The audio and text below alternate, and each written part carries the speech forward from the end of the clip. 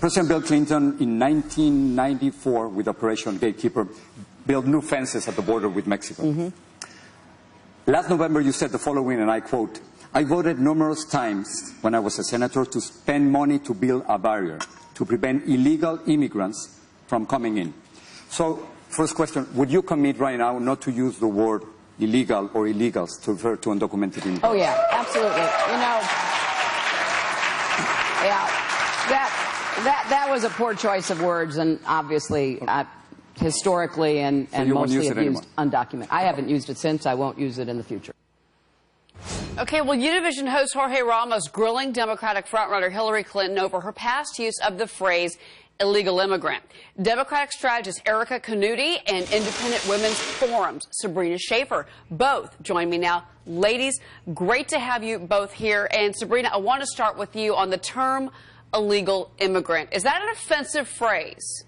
You know, I really don't think it is, and I think it just sort of goes to show how much of a politician Hillary Clinton is. The reality is illegal immigrants is what we're dealing with. What she should have said is that, of course, this is a country that was built by immigrants. Of course, immigrants have tremendous amount to offer this country. What we have is a broken immigration system. But she was so quick to worry about her comments seeming un-PC that she failed to get to the real heart of the issue.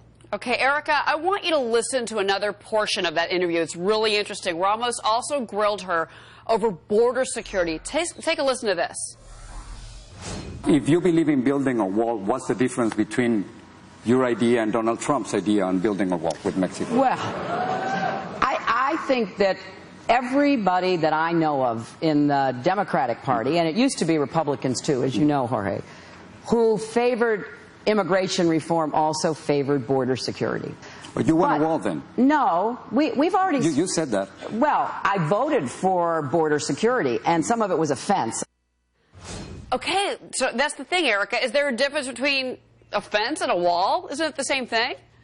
No, I think there's actually a difference. I mean, a wall, in my mind, is kind of brick on brick. You can't see through it. I mean, but really, technically, they're talking about putting up some sort of a barrier to make what is, you know, there's no line in the sand or the dirt that says U.S., Mexico. Is that creating a physical line? But I think it does, though, Erica. I mean, I think it's the same thing. I think a wall or a fence, whatever, I think it's the same idea. It's the same spirit. It's exactly right. It's the same spirit, the same idea that we're putting a physical barrier where one is just basically drawn on a map. And I think, you know, the big difference is that there's been a lot of, you know, most of the border security bills, most of the immigration bills that have gone through have had a component about building walls, strengthening fences. That's kind of part of the compromise of it. So, you know, a lot of people, you know, talk about, you know, purity, but really there's no such thing as purity in a good piece of legislation. You have to compromise on that. I hear you. The big difference between her and Trump is that Trump says Mexico will pay for that sort of physical barrier. Sure. Which is well, ladies, okay, here's the thing. If you haven't heard, we're just over 24 hours away from the Fox Business debate. That's going to be, of course, Charleston, South Carolina. First debate's at 6 p.m. Eastern Time. The top 7 candidates going to take the main stage for the second debate at 9 p.m. Eastern Time. Sabrina, to you first. Which candidate do you think has the most on the line tomorrow night?